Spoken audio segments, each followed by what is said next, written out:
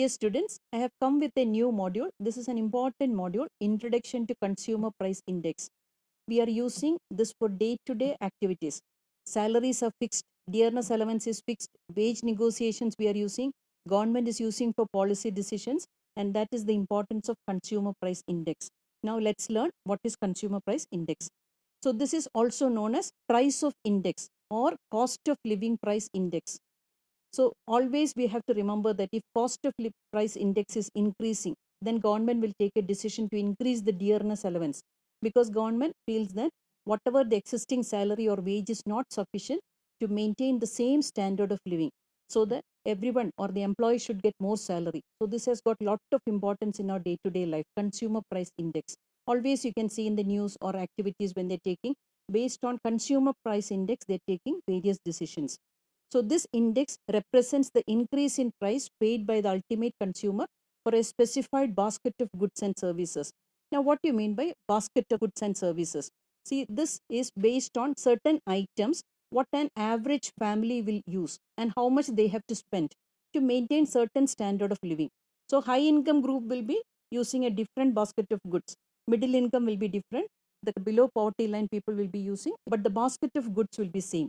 That meaning everybody needs food, everybody needs clothing, everybody needs fuel and lighting, house rent will be there, and miscellaneous expenditure will be there.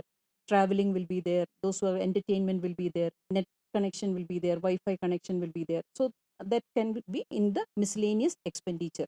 So these categories or the percentage increase will be different for different sections of society, but the basket of goods remains the same.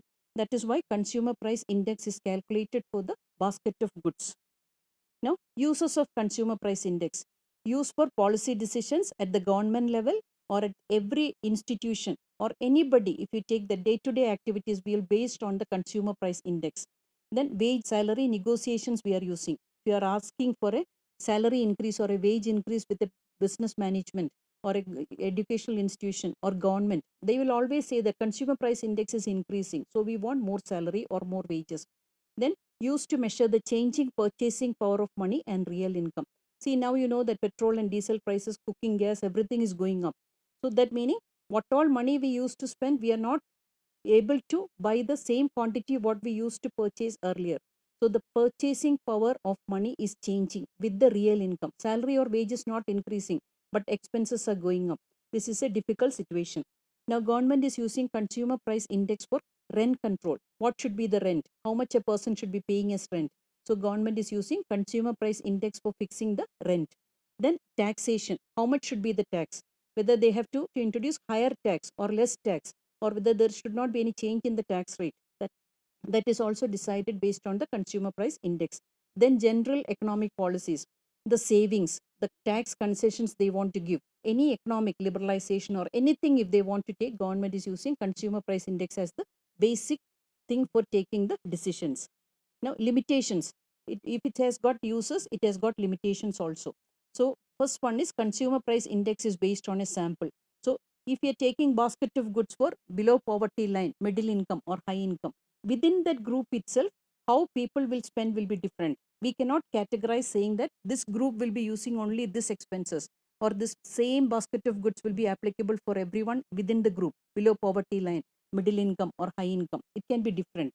Then all limitations possible for a sample study will be applicable, because we know that sample, when you are making a sample, it has got its own limitations. Within the sample itself, there will be, you will get characteristics which are totally different from the other samples selected for the study.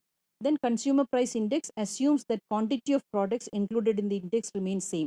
See, when you are taking 1986 as the base year or 1990 as the base year, if you are calculating consumer price index for 2021, if we assume that whatever the quality of goods we used to get in 1990 or 1990 86 is the same, it is totally wrong.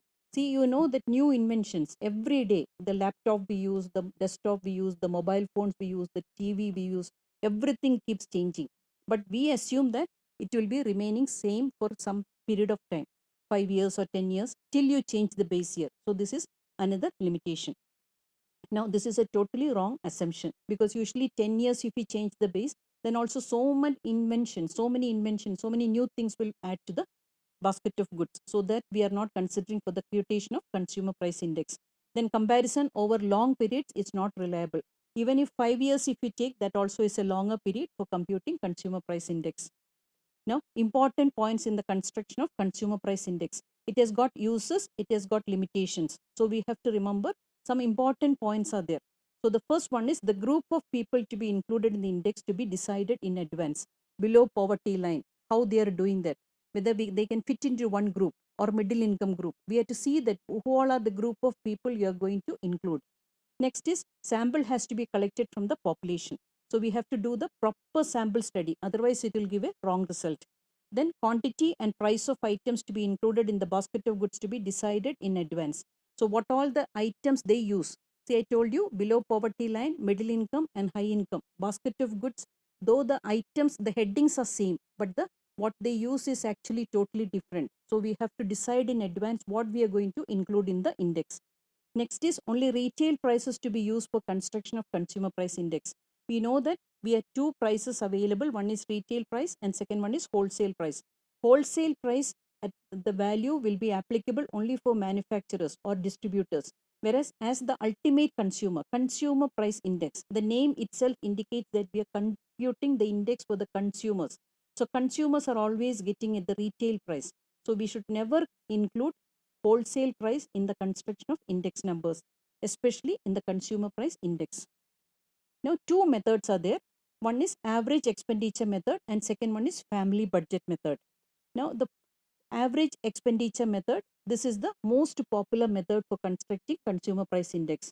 The formula for computation is CPI. That is how we will use consumer price index. The short form CPI is equal to sigma P1 Q0 divided by sigma P0 Q0 into 100.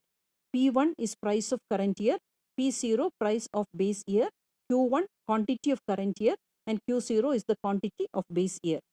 Now the family budget method, that is computation is based on family budgets, based on the salary what we get or whatever your income. We have a family budget. This is what we are going to spend for this month.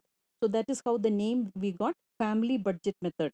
So the formula for computation is CPI is equal to sigma PV divided by sigma V. P, you have to remember that it's price relatives. It is calculated using the equation P1 divided by P0 into 100 for each values. P1 is the current year price, P0 is the base year price into 100. So if 5 items are included in the index, we have to calculate price relatives for all the 5 values. Then V is the weights, that is equal to P0 Q0. Sometimes it will be given as value, sometimes it will be given as weight in the problems when we will do that. So we will change the equation accordingly. So sometimes it will be sigma PV divided by sigma V. Sometimes it will be sigma PW divided by sigma W. So that distinction we are making based on whether values are given in the question or weights are given in the question. So the computation is same. So both the methods will give the same answer. This you have to remember. Even if you are using aggregate expenditure method or family budget method, your answer will be same. So this is what I want to explain in this module. Thank you.